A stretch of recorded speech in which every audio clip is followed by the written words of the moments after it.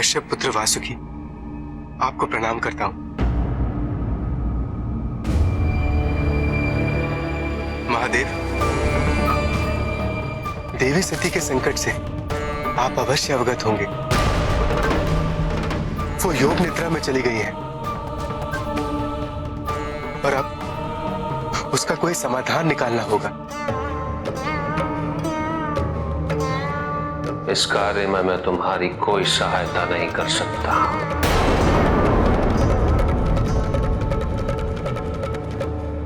किंतु आपके अतिरिक्त इसमें कोई और सहायता कर ही नहीं सकेगा प्रभु। अर्थात देवी सती को इस योग अवस्था से बाहर निकलने में कहीं वर्षों ना लग जाए। सभी को ज्ञात है कि देवी सती की इस अवस्था के कारण आप हैं।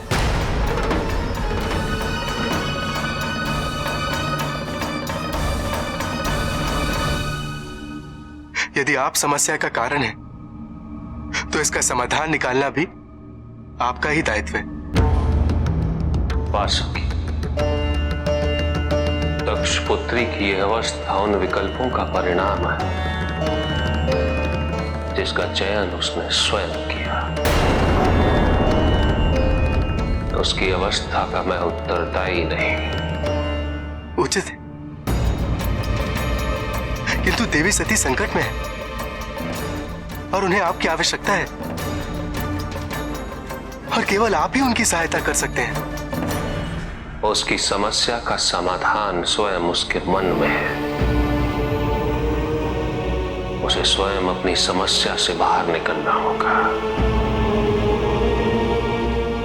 और कैलाश के बाहर उस संसार से मेरा कोई संबंध नहीं। क्या आपको ज्ञात भी है कि देवी सती का मेरे जीवन में क्या महत्व है? एक वही है जिन्होंने सदैव मेरा सम्मान किया, मुझे विश्वास दिलाया कि मैं इस समाज में शीश उठाकर जी सकता हूं। जब भी किसी ने मेरे साथ भेदभाव किया, देवी सती ने उसका विरोध किया, मुझे मेरा अधिकार दिलाया और मैं उन्हें इस योग निद्रा से बाहर निकालने हेतु अथक प्रयास करूंगा, निरंतर।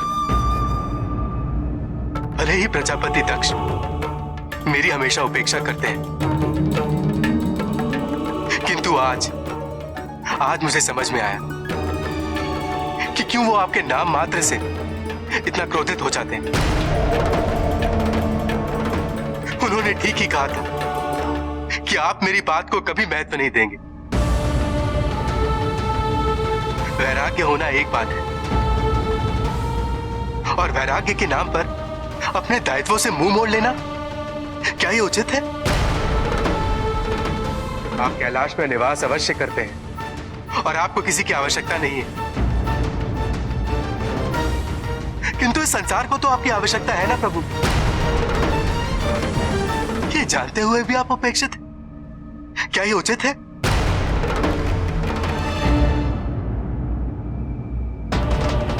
आप मौन क्यों हैं?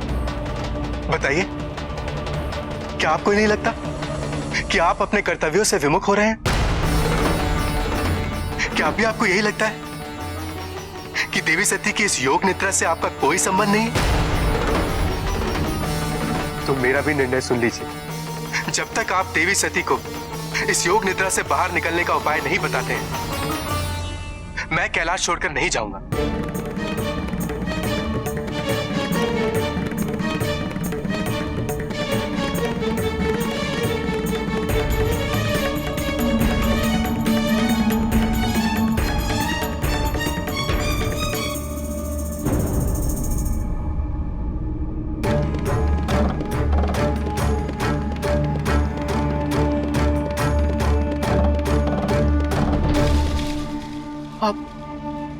आप इतना शांत कैसे रह सकते हैं प्रभु? अगर आपके स्थान पर कोई और होता तो मुझे अवश्य दंडित करता, किंतु आप क्रोधित नहीं हुए। मुझसे से विषैले सर्प का कुवाक्य सुनकर भी। सब कहते हैं कि आपको यह संसार स्वीकार्य नहीं, किंतु मुझे प्रतीत हो रहा है कि इस संसार में जो भी है, जैसा भी है, आपको उसी रूप में स्वीकार है। आप कोई पक्षपात नहीं कर रहे हैं और कोई भेदभाव नहीं कर रहे हैं, है ना प्रभु? कहिए ना प्रभु, मैं जो सोच रहा हूं वही सत्य है।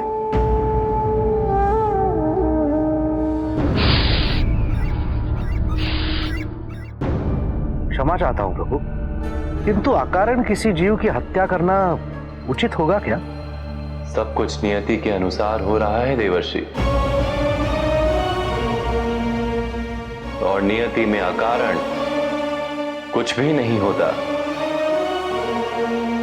क्या आप कारण जानना चाहेंगे? अवश्य प्रभु।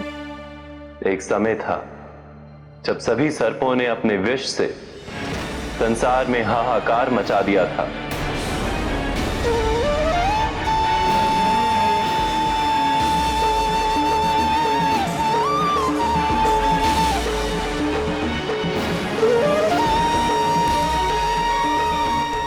विषैली प्रवृत्ति उन्हें जन्म से ही प्राप्त थी।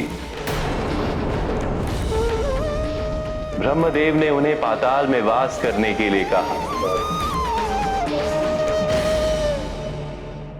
कुछ उनका आदेश मानकर पाताल में चले गए, किंतु कुछ बाहर आकर अराजकता फैला रहे हैं।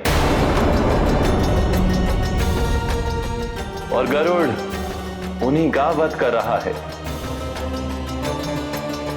प्रभु, मैं ये तो समझ गया कि गरुड़ सर्पों की हत्या क्यों कर रहा है, किंतु गरुड़ ही क्यों? क्या सर्पों के संहार के लिए कोई और माध्यम नहीं? मैं तुम्हें बताता हूं नारद।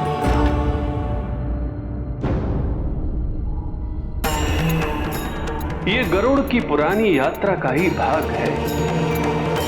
गरुड़ के पिता ऋषि कश्यप हैं। ऋषि कश्यप की 2 पत्नियां थीं, विंता और कद्रु, जो प्रजापति दक्ष की पुत्री भी थी। विनिता को 2 पुत्रों की इच्छा थी। कद्रु चाहती थी कि उसे संतान सुख सहस्त्र सर्पों से प्राप्त हो। दोनों पत्नियों ने अंडे दिए। कद्रु की इच्छा सहस्त्र संतान की प्राप्ति पहले पूरी हुई। सहस्त्र सर्पों के रूप में उसे संतान प्राप्त हुए। विंता की इच्छित 2 संतान में से एक की भी प्राप्ति नहीं हो रही थी। एक दिन अधेर होकर विंता ने एक अंडा खोलकर देख लिया। उस अंडे में से एक अधूरा अपूर्ण शरीर निकला। उसका ऊपरी भाग मनुष्य का था। इस बात से दुखी होकर विनिता ने अपनी बहन कद्रु को शाप दिया कि वो उसकी दासी बनकर रहेगी। तब तक जब तक उसकी दूसरी संतान जन्म नहीं ले लेती, वही उसकी रक्षा करेगा उस शाप से। एक दिन कद्रु के साथ चौसर खेलते खेलते विनिता हारती ही चली गई। आप फिर से हार गई। अब आपको मेरी दासी बनकर रहना होगा। और जो दूसरी संतान हुई थी वो गरुड़ था। अपने इसी रूप में अपनी मां को दासत्व से मुक्त करने हेतु वो सभी सर्पों के पास गया।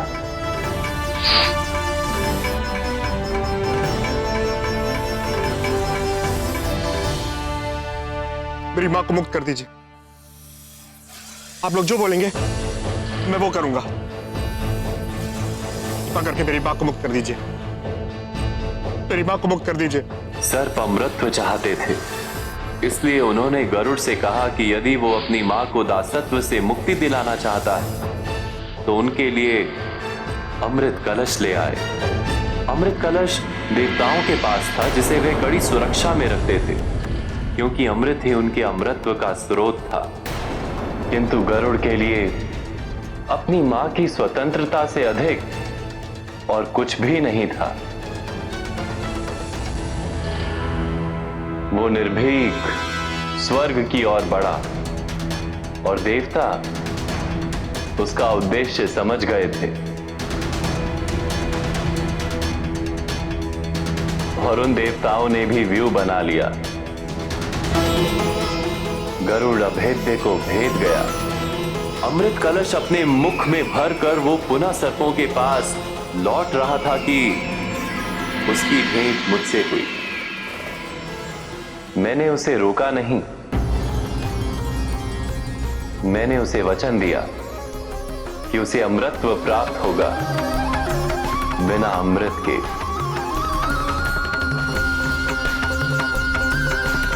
और गरुड़ ने मुझे वचन दिया कि वो मेरा वाहन बनेगा। मुझसे भेंट करके वो आगे बढ़ा तो देवराज इंद्र उसके समक्ष प्रकट हुए और गरुड़ ने उन्हें वचन दिया कि एक बार वो अपनी मां को स्वतंत्र करा ले तो उसके पश्चात वो देवराज इंद्र की हर एक तरह से सहायता करेगा उस अमृत कलश को वापस लाने में।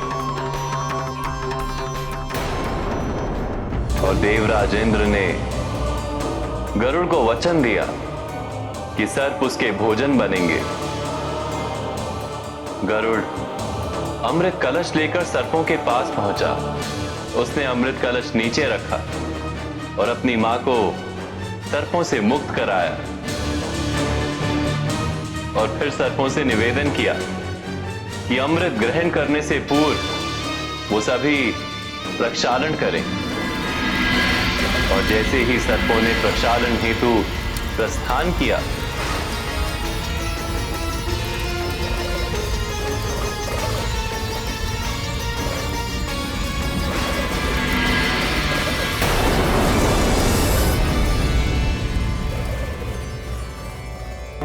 उसी दिन से गरुड़ देवताओं के मित्र के रूप में स्थापित हुआ और सर्पों के शत्रु के रूप में भी, जिनका वो हर संभव अवसर मिलने पर भक्षण करने लगा। इसीलिए गरुड़ को यह कार्य सौंपा गया, क्योंकि ये दोनों एक दूसरे के पुराने शत्रु हैं। बताइए प्रभु, कैसे आप अपने आप को इतना शांत रख पा रहे हैं? मैं भी इस शांति का अनुभव करना चाहता हूं प्रभु। मेरा मन बहुत ही अशांत और बहुत ही व्याकुल है। जो शांति मैं आपके मुख पर देख रहा हूं, अगर मुझे उसका एक क्षण भी मिल जाए तो मेरा जीवन सार्थक हो जाएगा प्रभु। धन्य हो जाएगा मेरा जीवन प्रभु। मेरा जीवन धन्य हो जाएगा, धन्य हो जाएगा।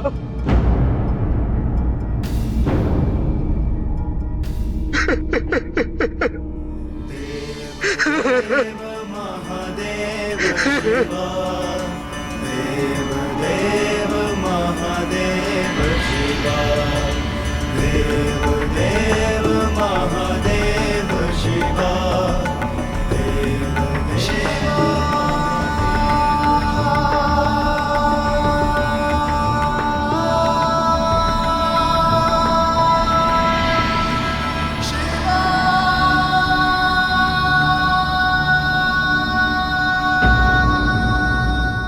मुझे क्षमा कर दीजिए प्रभु, मुझे क्षमा कर दीजिए। मुझे आपको समझने में बहुत बड़ी भूल हो गई। आज आपने मेरे जीवन को एक नई दिशा प्रदान की है। आपके सिर्फ एक स्पर्श ने मेरे सारे भ्रम, मेरी सारी मिथ्याएं दूर हो गई प्रभु। सब कुछ परिवर्तित हो गया है मेरे जीवन में। आज आपने मेरे जीवन को नया अर्थ और नया उद्देश्य प्रदान किया है प्रभु।